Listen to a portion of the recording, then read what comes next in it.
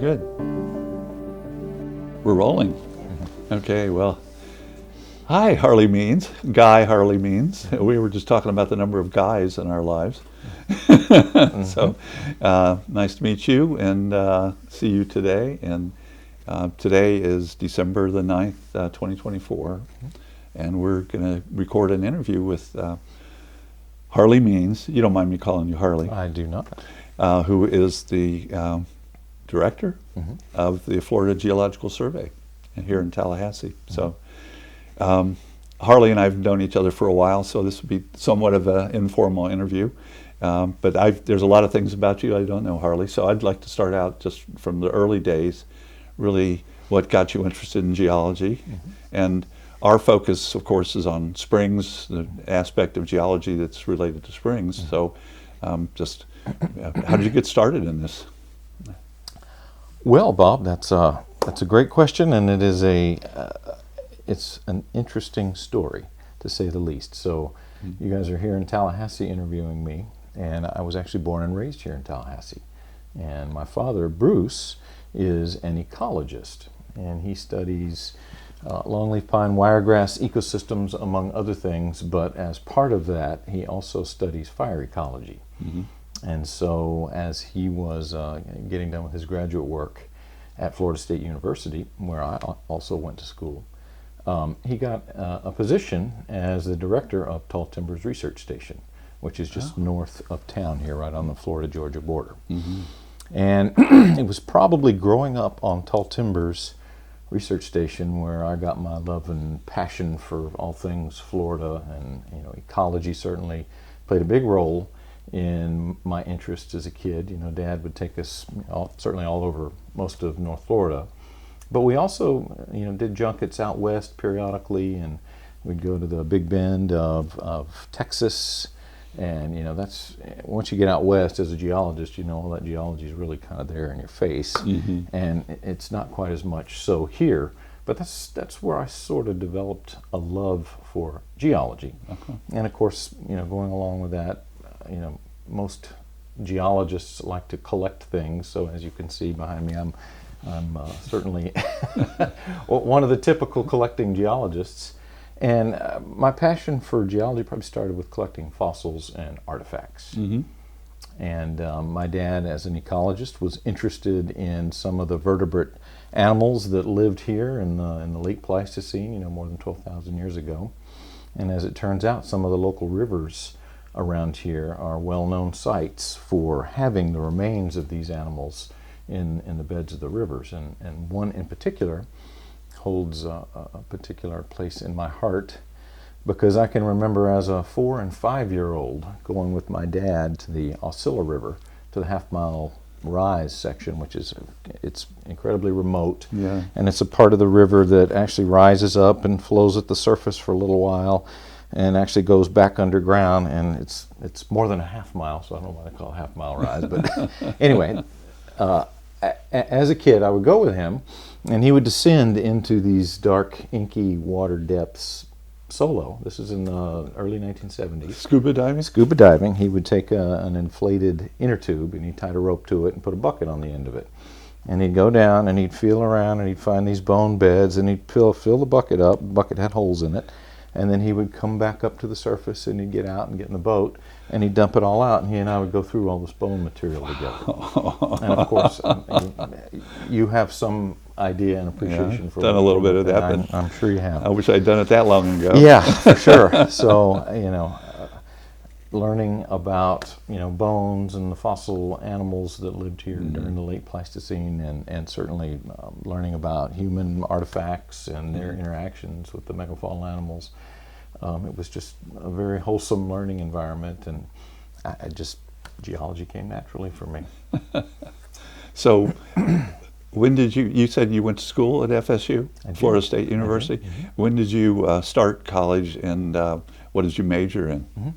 So my parents split up when I was 11, so I moved away during the school years, all through high school. But then I came back after high school and started to attend Tallahassee Community College, which is now Tallahassee State College, if I'm not mistaken. And during the course of my work there to get an Associate of Arts degree, I took a class in geology. And it just, if there were ever a moment, that just everything clicked, and, I didn't have to study. I didn't, it just, everything was, I knew that that's what I wanted to study. Yeah. So I got my Associate of Arts degree, and then that allowed me to get into FSU. And then, of course, I immediately enrolled in the geology program. Okay. And got my Bachelor of Science in geology in '96. And then in 2010, I got my Master of Science in geology. At FSU also? Yes, correct. Mm-hmm. Right. So got both of my degrees at FSU. And my dad, in fact, got all three of his degrees. So he got his bachelor's, master's, and PhD, which is not always the best thing to do, but it's there's nothing wrong with it. Yeah, when you're in such a good place. Yeah. So I think you've told me a little before about your master's work and the things you were studying. You mind reviewing some of that for me? Sure. So at the time, in '95, I actually, the FSU geology building was actually located immediately adjacent to the Florida Geological Survey. So we used to be located on FSU's campus. Mm-hmm. And it was commonplace for students to, work at the Florida Geological Survey, and, they would get a parking space, but they'd also, get some spending cash and kind of get a little bit of experience. So I wandered over and as an undergrad and ran into some people and, started talking to them about my interests. And one of those people in particular was Dr. Tom Scott, who was at the time the assistant state geologist. Really? And Tom, I guess, recognized in me something that he thought might be worth hiring. So I got an OPS position there in '95. When you were in graduate school? When I was an undergrad. Undergrad, fact, wow. Right? And it wasn't until I was working for the survey when I went to graduate school, which was a good thing. Okay. Yeah. So back to your original question. So I was interested in the superficial sediments that we see out in the Western Panhandle region, and those of you that are familiar with this area, we always hear about the red clay hills of our area. Well, it turns out the formation that encompasses those reddish clayey sediments is called the Citronelle Formation, and it's a widely occurring formation that's full of sand and gravel and a little bit of clay. But I started finding some interesting transitions between where it was probably a fluvial deposit, which is a riverine deposit, and where it was marine influence. So I started finding marine fossils, which was unique and unusual at the time.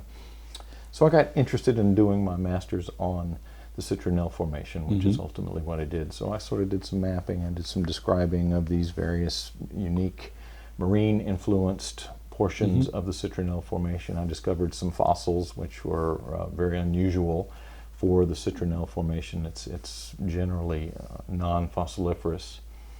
And okay, so it's normally freshwater derived? Yeah, it is, Bob. And so, where does it occur other than West Florida? So it occurs from about the middle of Gadsden County all the way to, probably all the way over to, certainly into Louisiana. All the way across to Alabama? Correct. So it's a real pervasive. How far inland? It depends on where you are. So here it probably goes to the state line and maybe a little further into Alabama as you get into the Florida Panhandle, and once you get into Bama, it truncates against some higher elevation, older sediments as it does as you get over into the Mississippi. So how old is the Citronelle Formation, roughly? Well, based on everything I could find, I believe that it is either late Pliocene or very early Pleistocene. Really? And that's based on its position with respect to other known and dated strata. Is that like 10 million or what's? No, it's probably about 2 million. Yeah, 1.8. Okay, so it's not considered 2.6. not considered a marine formation. Not for the most normally. part. No, yeah. right. So that's what was unusual about it. You were finding about it. marine fossils in Correct. it. Right. And fossils at all. Yeah. Like you were saying, there weren't many fossils. Right. up in Alabama. Right. Oh, that's interesting. I didn't realize that. I know you took us out on the Apalachicola and pointed it out. It's exposed there, right? It is. In those steep heads, you call them? Yeah, and that's one of the key places that helped me sort of nail down what the age is, because at Alum Bluff, which is on the Apalachicola River, which is where you and I were, it sits on top of a known Pliocene deposit, which is called the Jackson Bluff Formation. So it's probably 3 million years old.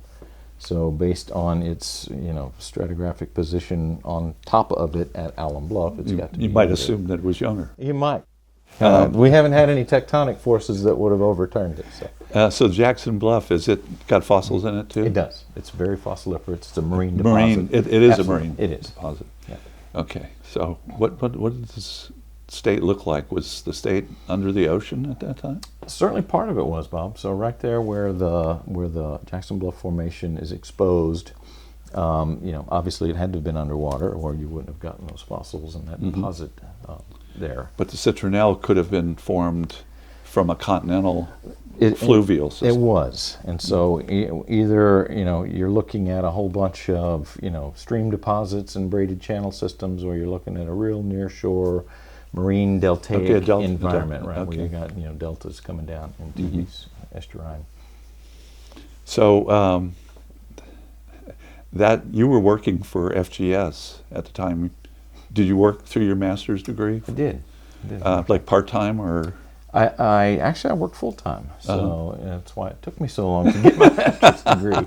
But it did finally come, thank goodness. And I owe a lot of gratitude to the Florida Geological Survey for giving me the leeway to do that. And one of the perks of working for the state of Florida is that they can give you a tuition waiver for some credit hours if you go to a state university, as long as you're studying something that's relevant to your job. Yeah. So you've been with FGS then since 1995? That's correct. Wow. So what other roles did you have at FGS other than that over the years, just roughly? I mean, how did you advance to your current position? Yeah. So I started as an OPS employee, which is, it's a part-time, you don't get state benefits, and you just you get paid by the hour. And I did that for about 5 years. So in 2000, I got my first full-time position here as a geologist too. Okay. And then, periodically through the next decade or two, I advanced, became a section administrator, became a professional geologist administrator, became the assistant state geologist for a number of years, and then finally, when my predecessor, Dr. John Arthur, retired and moved on, I actually took the position of the director and state geologist. What year was that you took over? 2022 in January is when I actually got the position, but I was interim for about 9 months. Wow. Really neat. And so you were showing us the building here today, and I hope we'll put some film in of some of the collections in the museum you've got. So one of your jobs, you said that was part of the mission for the FGS was to have a museum, and we finally have one now. We do. And we've had them in the past. They just sort of, they wax and wane. We had a huge collection of both vertebrates and invertebrate fossils for many years before the Florida Museum of Natural History came into play. Yeah. But when they finally did, we sort of got out of the business of curating lots and lots of fossils, and we turned over our collections to the Florida Museum, which is where they reside today. But the one in Gainesville? The one in Gainesville. Yeah, but there's a museum here in Tallahassee too. There is. With an elephant and stuff. With our elephant in it, as a matter of fact. Is that FGS? It is. Also? Yeah, that's the one we extracted out of Wakulla Spring in the 1930s. Okay. Affectionately called Herman. Herman. It's a mastodon? It is a mastodon. And but that is there a whole museum there of geological material as well? There is not, Bob. That is more of a historic and anthropological archaeological museum. Okay. So it's not. Is it the Bureau of Archaeological Research? BAR is there, okay. But they call it the Museum of Florida History and it's confusing to somebody from Florida, from Gainesville. Right. Yeah. You guys have the Natural History Museum. Yeah, and it's incredible, and it is evolving all the time, getting bigger, as everything is. Okay, so I'd like to find out a little bit more about what you've done related to springs, obviously, and your role in the Florida Springs Initiative and the Florida Springs Task Force. So, can we go back to when you first started as an employee for FGS, started hearing about springs, and first of all, what was your first spring that you were interested in, and then what did springs look like then? We'll get to more recent times later on in the interview, but but how did springs come into your life and then into your work? Well, as a fourth generation native Floridian and somebody who spent most of my days out of doors, it's almost impossible to live in North Florida and not know about springs. Some of my earliest recollections have to be at Wassissa. And the Wassissa River and Wassissa Springs are near and dear to my heart. They are where I learned to swim and scuba dive and appreciate all of the natural resources that they harbor. And goose pasture has changed dramatically in my lifetime. When I was a kid, we used to go there and we would swim, and it was open bottom. It was open. And it was sandy bottom. It wasn't solid Sagittaria or Vallisneria. Yeah, it's Sagittaria today. Sagittaria, you're right. All the way across. I mean, it looks nice, but it does, but it's different. But it is definitely different. Yeah. So you don't just get down there and get out and swim in the grass today. We'll come back to the reasons for that later, but so Wassissa has always been near and dear. The springs on Wassissa are not down in Goose Pasture. They're upstream. They are. How many springs are there, and what are some of the springs there that Bob? There are at least dove in? Yeah, there are at least a dozen springs. The largest of which is called Big Blue, and that's the one that most people are familiar with. Most people today will go visit Big Blue, but there are other smaller springs from the Head Spring area all the way down to Big Blue.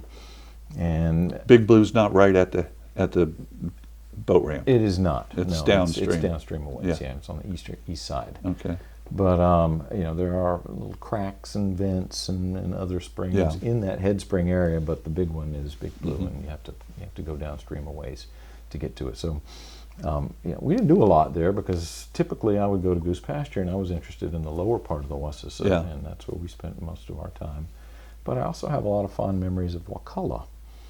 And when did you first go to Wakulla, you think? Gosh, Bob, that's a great question. I'd have to say probably in the early to mid 70s.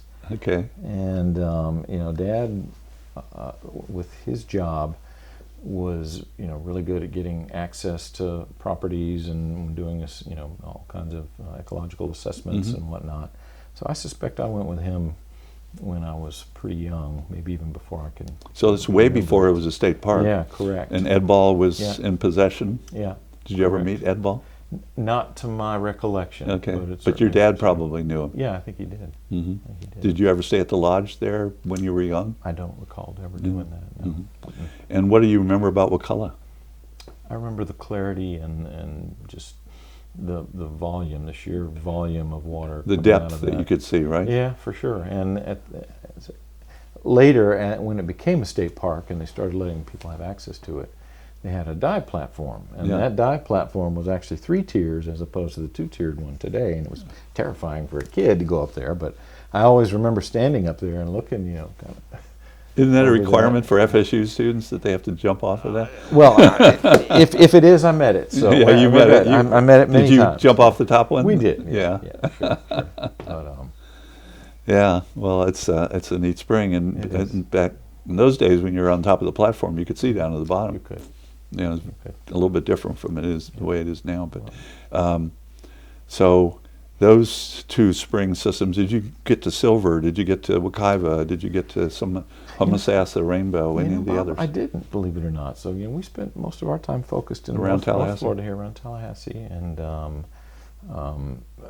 Dad was more interested in doing things that were in ephemeral wetlands and things like steephead ravines. Yeah. So we saw seepage springs more than I would see artesian springs. But certainly anytime I saw one, we were always in awe of them. So it really wasn't until I started doing work at the FGS that I really got an introduction into Florida a Springs. much broader Much array. broader, much So broader. just to start that out, what's the difference between an artesian spring and a seepage spring? Well, an artesian spring is one where the water is fed by artesian pressure. So at some point up gradient, right, you've got a confined portion of the aquifer, and as water builds up in it, it pressurizes the aquifer. Therefore, when it finds a way out, it makes its way up and onto the surface, as opposed to a seepage spring, which is just sort of fed by gravity, and it just sort of simply can bleed out of the side of a steep head ravine in this. But isn't really a seepage spring just one end of the spectrum of springs? Yeah, I don't. Yeah, they really, because the local spring shed for a seepage spring Sure. is like the larger spring shed for. I've always had a problem with where the line is drawn between those two. You know, out west they're identifying. They got 10,000 springs identified in Arizona. That made me really jealous. You know, and they're all seepage springs, and almost all of them. And what do they measure those at flow-wise? I think with a teaspoons eyedropper, per, yeah. eyedroppers per hour. Yeah. Well, I don't mean to detract from their importance. No, but but certainly out that's there they are. it's just important for people to know that artesian springs are really kind of unique in terms of there aren't that many in the whole world, but they're some in Florida, that's for sure. Yeah, for sure. So. So when you walk up to an artesian spring, typically, if you're looking at the head spring area, you'll see the boiling water on. So that's You actually see a rise in the water level, wow. which you don't see on a seepage spring. So when did you get involved with the springs professionally through FGS? When did that happen? Were you part of any working group meetings that Jim Stevenson was doing and stuff early? I was, Bob. So to the best of my recollection, and you'll have to bear with me a little bit because this was a few years ago, around 1999 is when Jim Stevenson and the Florida Springs Task Force sort of took off. And Jim, who is affectionately known as, you know, the father of Florida Springs protection, had that fateful trip down the Itchtuckney with our governor, Jeb Bush, at the time, and Jim, doing what Jim does so wonderfully, articulated all of the issues, you know, surrounding Itchtuckney and springs. And, you know, even though you're canoeing down this, you know, what's arguably one of the most gorgeous waterways in all the state of Florida, you know, somebody like Jim can point out, you know, well, here's what's wrong with it. Even though the water is clear and it looks beautiful, you know, there are issues here. And I guess by the end of that trip, as I recall Jim telling the story, the governor was so intrigued that he asked the Secretary of DEP at the time, David Strews, to put together the Florida Springs Task Force, which Jim was the chairman of. And they met for about a year from 99 to 2000, and they produced a publication on Florida Springs and the strategies for protection and restoration of Florida Springs. I think is That's the title of it, yeah. Correct. And that was dated 2000. Yeah. And it was the authors were the task force. The authors were the task force. So there were 16 original members, as I recall. And one of the original members was Dr. Tom Scott. So as you already heard me say, Tom was a mentor of mine. And so as a Springs task force member, you know, Tom helped Jim understand, you know, geologically and hydrogeologically what's important about springs. And as a result of the publication of the task force report, one of the big things that came out of it was that, you know, Jim saw the need for raising the awareness amongst our citizens about springs and springs issues. And one of the best ways to do that is to highlight how many we have. So the FGS was tasked with doing a revised version of their famous Springs of Florida, which the initial one was done in 1947. By the Florida Geological Survey. By the Florida Geological Survey in concert with the U.S. Geological Survey. Okay, so that's both are on that? Yeah, so 1947 was the first one. There was a revised edition in 77, as I recall, and then we did Bulletin 66, which was the revision to the revision, if you will. But we did that and in the authors are 2004. Tom Scott and yourself, right? Tom Scott, myself, and some others. Okay. My brother and his wife. At the Oh, time, that's right. Yeah. So yeah, and that's really sort of how I started getting involved in Springs. So as someone working at the survey for Tom, Tom's duties got more involved, and the state geologist at the time unfortunately fell ill.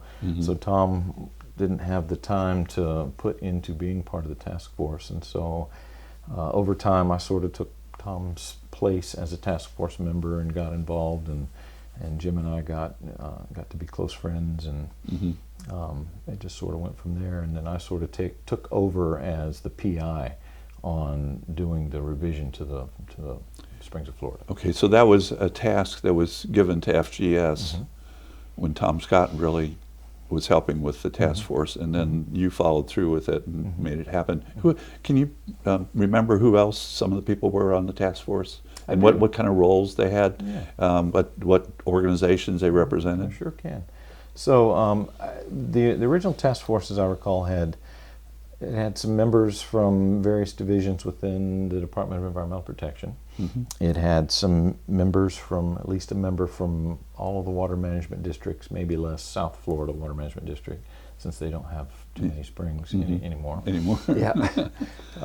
We had a private citizen, Jack Leppert. We had the famous videographer and cave diver Wes Skiles was an original member, and I remember, all the water management district contacts like David Hornsby and some other folks. Gary Maddox from DEP was also on the task force, and mostly agency people, and a USGS representative, as I recall. Okay. It was Hal Davis? It was Hal, correct. Yeah. Okay, who lived over here. Yeah, and was working very hard on McCullough issues. Sure. Yeah, and I believe at the time we had a what is the regional planning councils? Yeah, I think we had a regional planning council representative too. Representative, if I'm not mistaken. Well, the list of all the members is in that 2000 report, It is. so people can refer to that. I don't remember them all either, and I was trying to, but I can't.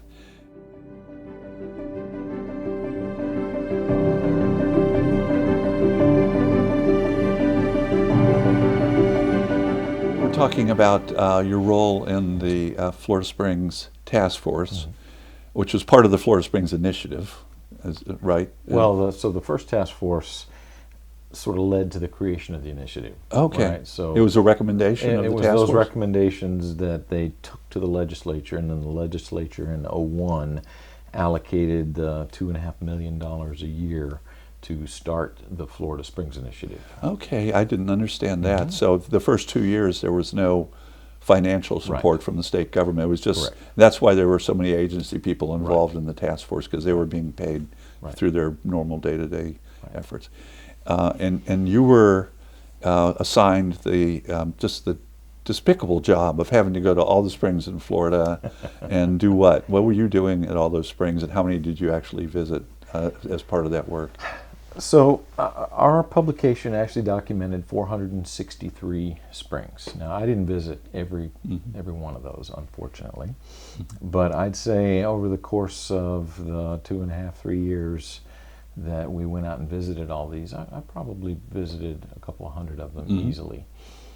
And so my task was to coordinate the sampling teams that we would dispatch out, and we'd go spend a week to 10 days in the field, and we'd hit as many springs as we could, and we'd take measurements where we could. We would take GPS locations. Occasionally we would take discharge measurements.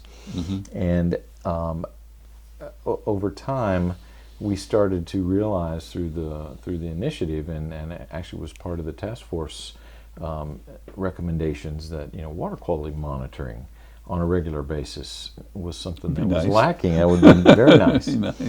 So that actually started another part of my what I did for the Florida Springs Initiative, in that we oversaw and took care of the quarterly sampling. So there was a select set of mostly first magnitude, but some second magnitude. Do you remember how many springs it was? Bob, I have all that information, and it changed. Okay. So, occasionally we'd pick up, an extra one, or we would drop one if the Water Management District was picking it up. So we tried to make sure that, even though we had $2.5 million, that's still not a lot of money when Right. you start to add up, Analytical costs. analytical costs and field travel time. Yeah. and cost of sending people out into the field.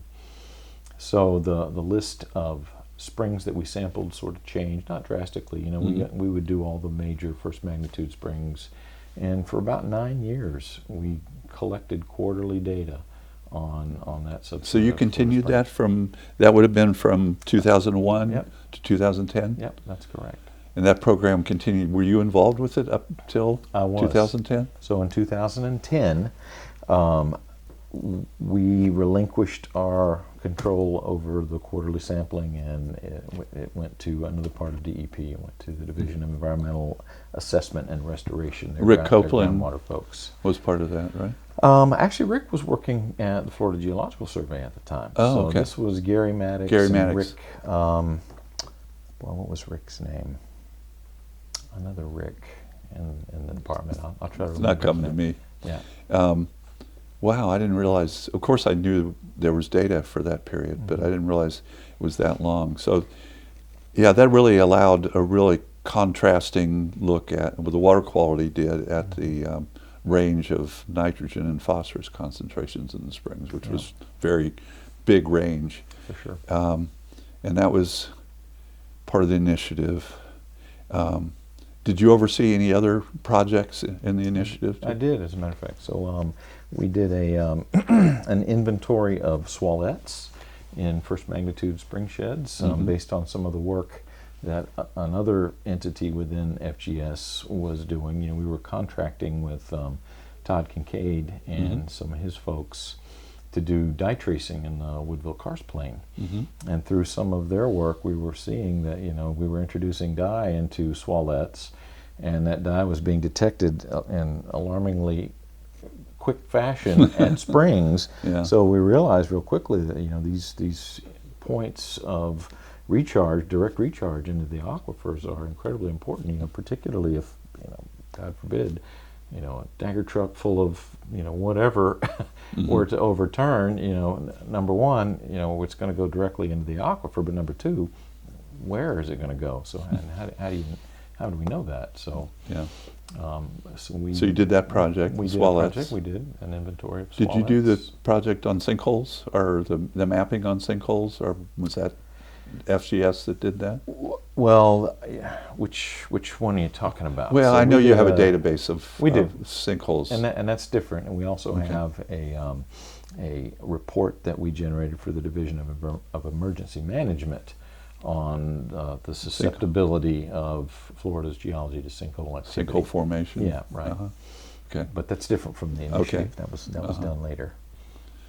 But yeah, there were other various projects that the initiative funded that I didn't immediately oversee at the FGS, but other parts of the FGS would take some of the initiative funding and utilize it.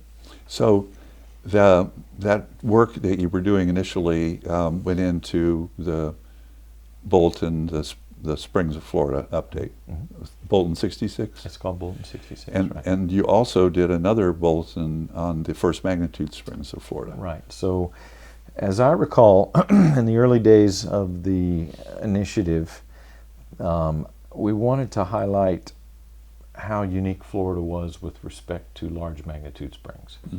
And we wanted to really sort of try and show, Florida is unique. We've got at least 33 of these large magnitude springs that we think probably classify as first magnitude springs. Now, in hindsight, I think we probably jumped the gun on some of them, just because of the lack of data. We didn't really have a lot of discharge data for some of these, and taking groups of spring vents that maybe a mile or more distant from one another and compiling them all just to say, hey, this is a first magnitude spring. Right, it's a group. Yeah. It's a Springs group, right? yeah. It was a springs group. I think regardless, Florida is amazing and probably does have the largest, concentration of large magnitude single vent discharge springs in certainly the United States. But there was sort of some pressure to generate as many as we could, including some of the dark water ones, right? including River Rise, including River Rise, correct. River Rise, Which technically, it's a spring. It is. It's a spring. It's just the Santa Fe River, Yeah. just like Osceola. Yeah, but is every one of the rises along the Osceola sinks and rises Another first spring? spring. Yeah, right, Count them, man. Yeah, we're trying to document that Florida is a great place to visit. Yeah, right. So we were wrestling with how to do things from a scientific perspective, Sure. with not much time and not a lot of data. So which of those two reports? What's the number of that report? So 33. So 33. It's called Open File Report OFR 85. It was the first magnitude springs of Florida, and I think the task force members wanted to have something that they could show, the legislature and say, hey, look, here's why we're doing this. Here's why it's important. This is just sort of a cursory inventory of the largest magnitude springs, with the Bulletin 66 to follow in 2004. So the OFR 85 was our first publication. Okay. That was funded by the initiative. 66 came after. It did. It was more thoughtful. Indeed. And it updated how to get to the springs and It did. everything. It's just amazing. I didn't realize you did flow measurements. What kind of flow measurements were you doing at the time? Just like USGS with a spinning meter? Yeah, so we took a Cross tag line. sections. We took a tag line and either a pygmy meter or another current velocity meter, and we'd go across and do the average velocity. Have you seen the things they have now? Oh, we have one. Oh, yeah, we have a Doppler. Yeah. And They're just amazing. it is just amazing. It's just absolutely amazing. In fact, it's all remote control. You just put it out there, Yeah, it goes I'd back wo- and forth, and oh. does its transects, and Yeah. you get your number. So Yeah, we did quite a few of those at Wetland Solutions. In fact, they're doing the flow monitoring right now in all the Panhandle Springs for the Northwest good. Florida Water Management District. good. Yeah, they're out there. It's just hard work. They have to hit them all on each trip. I feel so badly for them. It is hard work. I know they're going out all next weekend, so to get it done before the end of the year. So, were you ever the leader of the task force? Bob, I was never the leader of the task force, the chairman. So. So Jim was at first. Jim was at first, and then in about 2003, I believe Jim was going to retire. And at the time, there was some discussion internally within DEP about who would transition and take Jim's position. And we had the secretary of DEP at the time, David Strews, and my boss, Tom, and the state geologist at the time, Walt Schmidt, and the division director all sat in Walt's office and talked about the position and wanting me to take that position. Yeah. But there were some requirements that I wanted and some assurances before I would just agree to take a position like that. Although it was a wonderful opportunity. I'll always be grateful to Jim for giving me that opportunity. But at the end of the day, I still needed to get my master's degree, and some of the things that I was originally promised didn't look like they were going to come to pass. So I think I made the best decision at the time to not take the Springs Initiative coordinator position, and they then hired a guy named Mike Bascom, who was the second task force. He wasn't already at DEP? So Mike? he was hired for that position? I think he was hired for that position. I Okay, think. See, okay. I didn't hire him, so Yeah. don't quote me on that. But I think Okay. that's what I remember. Okay.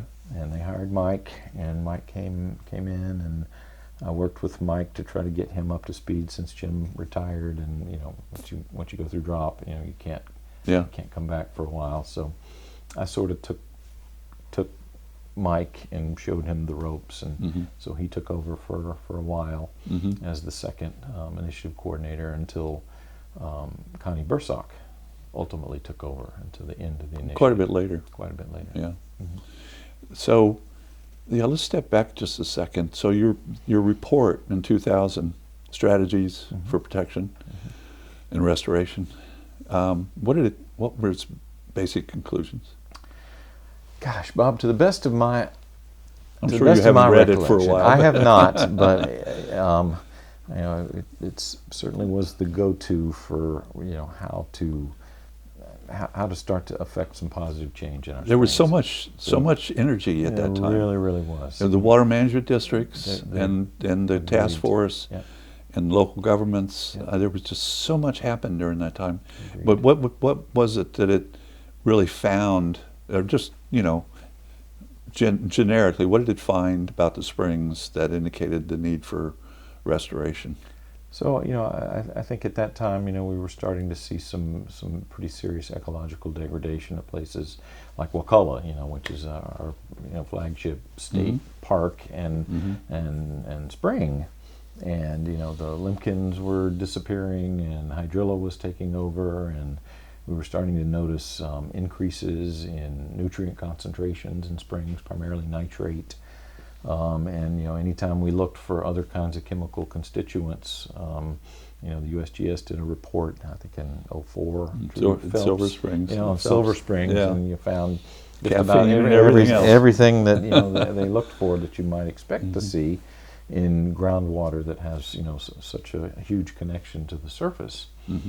And so we were starting to notice degradation, and really the task force at the time, they were the first group to think about, all right, how do we hit this challenge head on? Well, some of the things that were proposed included, outreach. We got to let people know what's going on. We got to let them know why it's important. Springs are wonderful, and we all like to recreate at springs. But guess what? This is our drinking water too, and that was another important component. We needed increased monitoring. We had very little water quality data on springs themselves. There are a few flagship springs like Silver and Wakulla that have a long history of discharge and other data. But we really didn't have a lot of water quality data specific to springs, so we needed to ramp that up to not only see where we stood, but also to see what are the trends going to be. Are the things that we're doing actually affecting the change we want to see in them? There was another big component which included land restoration and land purchasing. Right? I mean, you can't buy all the land in a spring shed, but you certainly can buy some strategic parcels to help limit and mitigate the potential for future contamination. And as I recall, those were some of the major Was there anything in it about declining flows? Bob, I don't recall that off the top of my head, but again, that may simply be a reflection of the lack of data for many of them. So as you recall us just discussing, when I said we're trying to come up with, how many springs of X magnitude do we have? Well, if you've got one discharge measurement over the period of record, that's not very representative of the discharge of a spring, because how variable spring discharges can be.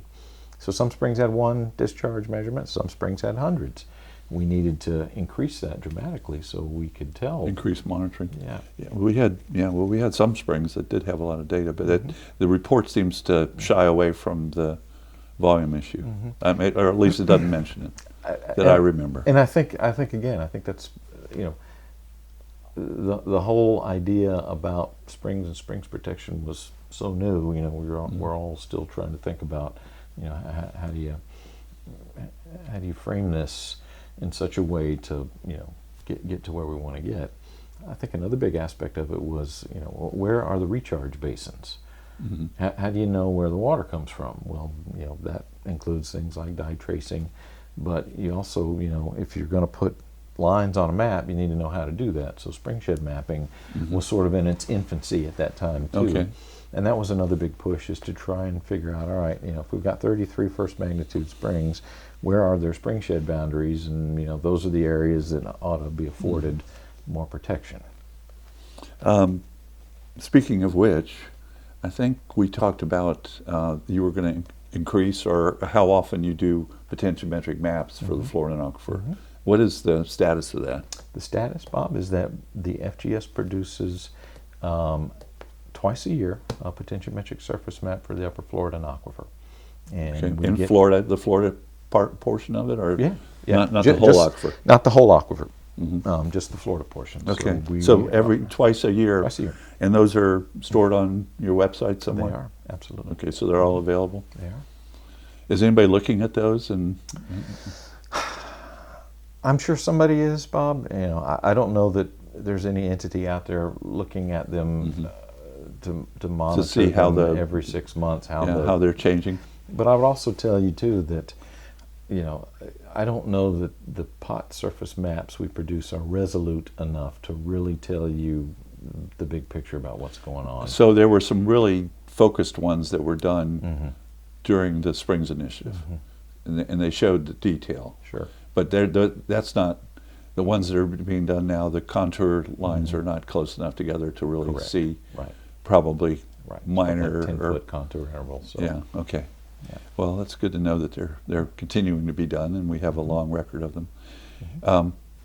Let's go back to Wakulla. I became the head of the Wakulla Springs Working Group when Jim stepped down from that group in 2010 as part of a contract from the Springs Initiative, or maybe 2009. And so I became more and more involved in Wakulla, but there was already a long history of what was going on at Wakulla in terms of the movement of the spray field for the city of Tallahassee and the ultimate lawsuit and the upgrades and things like that. I was wondering if you could just review what you remember of that, and if you had any involvement, like you said, you may have funded some of the task force may have funded some of the work that Todd did on dye trace stuff. Yeah, so I think the initiative probably did. And at the time, we had a gentleman working here named Dr. Rodney DeHaan, who was really, Right. you know, a champion for groundwater protection. And he oversaw the contracting of most of the things that Todd I've forgotten Kincaid- his name completely, Yeah. and now that brings back a lot. Yeah, so he convened a number of conferences. We had a Wakulla Springs conference, and out of those conferences, you know, came more and more information about what was going on ecologically, and we were learning more and more and more about the connectedness of all of the conduit systems that we keep finding that feed, you know, ultimately discharge at Wakulla and down. Partly to from the Spring cave Creek. mapping that was going on. Almost mostly from that, Okay. and some of the dye tracing. So I do remember that there was a report done by the Northwest Florida Water Management District identifying nutrient sources in the Wakulla Springs spring shed by Pratt and Gillette, if I'm not mistaken. And Tom Pratt was a great guy. He's unfortunately deceased, but he was a big champion in the early part of the Springs Initiative. Gillette's still at the Angela Water Management is- District. No, she's actually with the DAX, if I'm not mistaken. Oh, is she? Yeah, she Okay, is. I didn't know that. But so that report identified the Tallahassee wastewater treatment facility spray field as a major nutrient source. And so, as I recall, there was it was coming time for the city of Tallahassee's wastewater treatment facility to have their permit renewed by the Department of Environmental Protection. And we used some of the dye tracing that was funded through the initiative and done under, you know, Rodney's purview, where we actually put dye in at the spray field in wells and detected it ultimately at Wakulla to help show the city of Tallahassee that yes, you know, this is a direct connection. And, you know, as painful as it was for the citizens to have to pay for the upgrade at, you know, a couple $100 million, you know, it was Worth a doing. worthwhile thing to do, because, you know, here's the data. You can't refute the data, and, you know, they were definitely. Was there good evidence that it was actually the nitrate that was causing the proliferation of hydrilla in Wakulla? Bob, I don't think there was ever a direct cause and effect. I think, you know, we at the time knew that, you know, nitrate was in alarming concentrations in many of our springs, much more so than background levels, sometimes orders of magnitude. You know, I I don't know that anybody ever could show, hey, because nitrate concentrations are elevated here, we're having a proliferation of hydrilla, because hydrilla is an invasive. You got to get it in there in the first place. Right. But I don't think anybody would argue that even if it's not a cause and effect relationship, both of them are not good. It was worth need to go. doing something about it. Exactly. Yeah. Okay. Right. So I was interested in your recollection of how things changed, how things have been changed in Wakulla since you found out that there was a connection. The city went in and reduced its nitrogen, and there was control put on hydrilla. What did you see? What do you remember of that changes at Wakulla? And I'd like to come right up to the present with Wakulla in terms of what is going on there now, as best you know. Okay. So the hydrilla issue was an issue for a number of years, and the mechanical harvesting of it in the headspring area was barely able to keep up with it enough to allow the boats, to easily go in and out. And once you got away from the headspring area, hydrilla was just topped out, and so almost the entire volume of space where the water was flowing was nothing but hydrilla. Wow. And as you might imagine, that's an impediment for manatees. It's an impediment for any kind of animal life that wanted to migrate in and through that. And not being a hydroecologist like yourself, I'm sure you can tell me a lot more about what. It's great habitat for ducks, but not for manatees. Yeah, and and it also, from what I recall, it was sort of depressing the discharge of the spring because it was, it created so much friction in the water column, it just sort of backed the water up.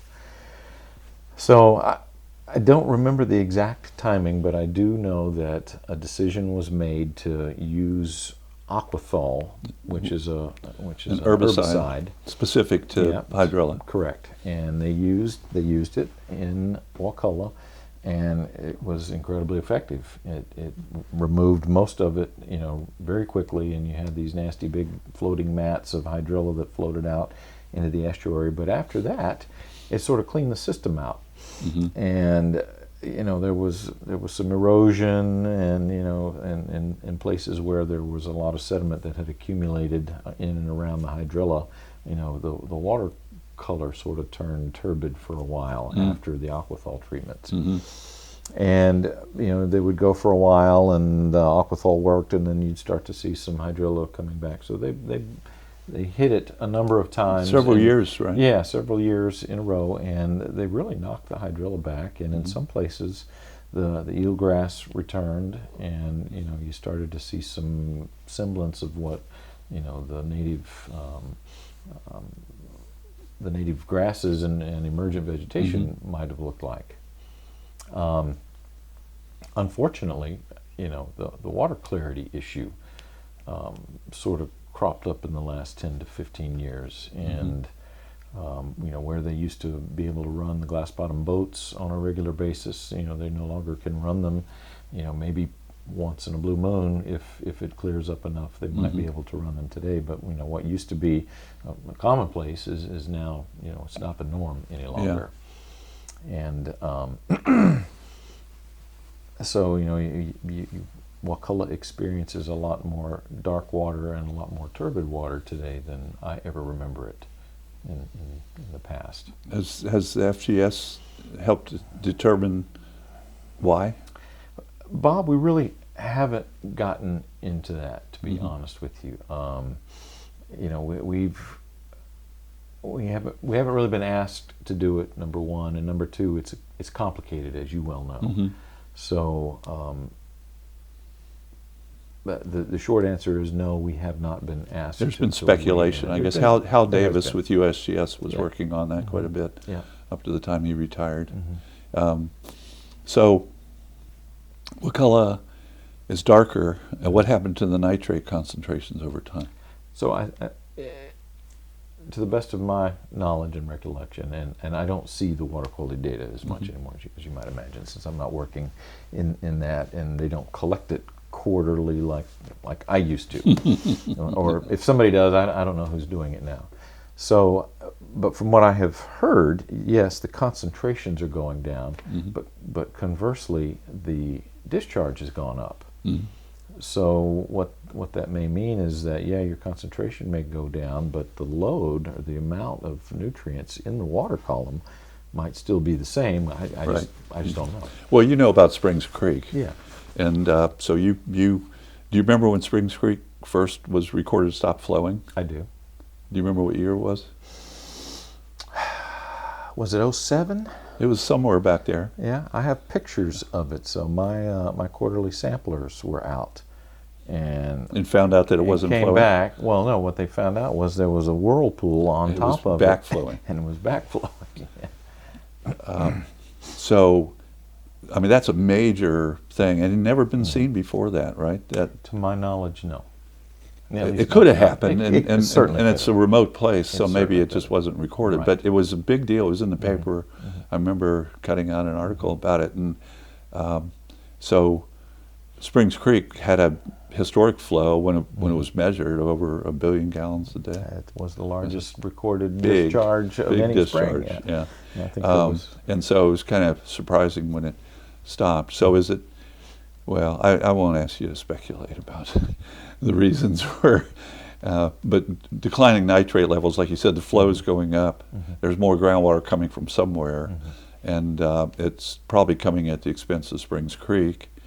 And you know, I don't know if you're following this at all, but they have connectivity meters in some of the tunnels that that are showing a rise in salinity. And you probably know about the report that Rick Copeland and others did on the trends. I do. Yeah, and that shows a rising salinity, not just there, but in a lot of the springs. Any idea as a geologist what that entails for what's going on with the springs? Bob, I think it clearly says a number of things, right? Number one is the amount of fresh water in our aquifers is shrinking. So, and you know the reasons for that as well as I do. You know, we have 23+ million people in our state that require water resources and industry. You know, we're withdrawing water. Water's naturally discharging. Sea levels are rising, so our aquifers are getting inundated from the coastal standpoint. So that freshwater bubble that sits in our aquifer system is shrinking over time. And you know, that's and there's a lot of ramifications there for that, at least especially for the springs. There are. I remember, I know I've asked you in the past, the coastal springs that were reportedly fresh at one time.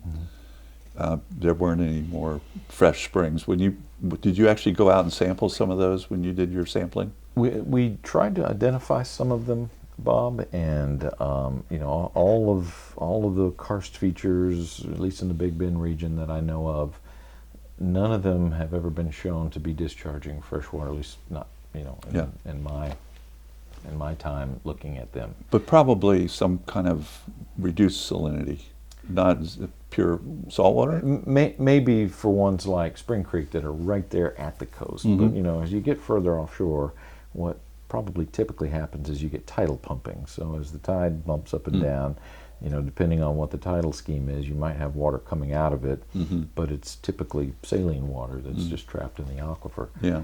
So, you know, like I said, I'm unaware of any fresh water that's discharging truly offshore away from the immediate coastline today. Yeah, even freshwater springs like at Crystal River, Kings Bay, I mean, you've got salinities 8,000 and stuff, which are salty, which wasn't salty in the past. Right. But sea level rise is obviously complicating groundwater pumping issues. So It certainly is. I'm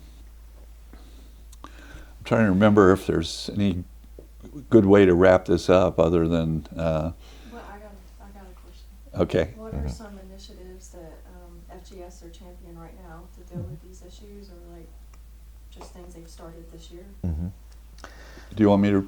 Yeah.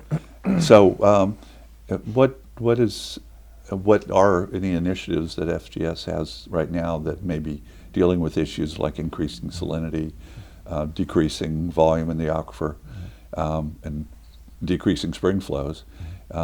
Is that a point of interest to FGS? Oh, it absolutely. Do you have a springs coordinator at FGS? We don't have a springs coordinator per se, but we do have folks on staff who are in tune to hydrogeology and are doing springs research. In fact, Okay. one of our folks is working on his master's degree right now, looking at sulfur isotopes in some of the saline springs and some of the mineral springs along the coastal regions. Down to Tampa? No, actually up here. So like Really? Panacea Mineral Springs and Newport Spring, which is Yeah. a sulfur spring. So trying to look at the isotopic signatures and see whether or not the signatures reflect modern seawater or do they reflect older Relic. yeah, deeper groundwater. There's a professor at University of South Florida that's been doing similar stuff. Probably not the same questions at all, but dealing with those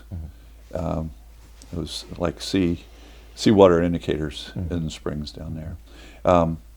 Okay, And to add on to that, really everything we do as the FGS can tie into that. So even the basic geologic mapping that we do, you can't really say much about an aquifer unless you know what the aquifer is comprised of and where it exists and where it's confined, where it's unconfined, where there might be some areas within the aquifer that have lower conductivities and lower connectivities. Knowing where the conduits are, knowing how that water travels through the aquifer systems. We